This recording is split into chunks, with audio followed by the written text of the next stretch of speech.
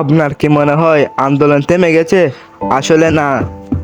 তাহলে আপনারা প্রশ্ন করতে পারেন, কেন সোশ্যাল মিডিয়াতে দেখানো হচ্ছে না, বড় বড় নিউজ চ্যানেলে কেন দেখানো হচ্ছে না?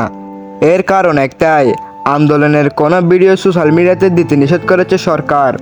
আর ফেসবুক বন্ধ করে দিয়ে সাধারণ মানুষের মুখ বন্ধ করে দিয়েছে সরকার। ভিতর যদি পদত্যাগ যদি না করে, শেখ হাসিনাকে এই ঢাকা শহরে ঘেরাও করা হবে। তবে আবার ভাইরাল হয়েছে নাট্য অভিনেতা তৌসিফ মাহবুবের কোটা আন্দোলনে অংশ নেওয়া একটি ভিডিও।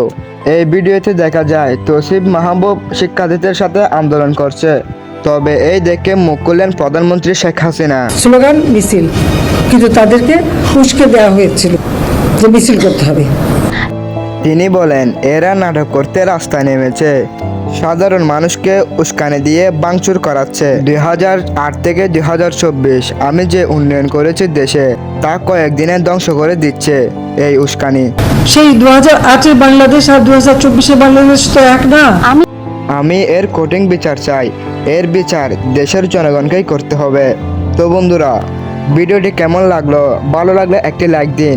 আর তৌসিফ মাহবুব আন্দোলনে নামলো, এ নিয়ে আপনাদের মতামতকে বিস্তারিত কমেন্ট বক্সে জানাবেন।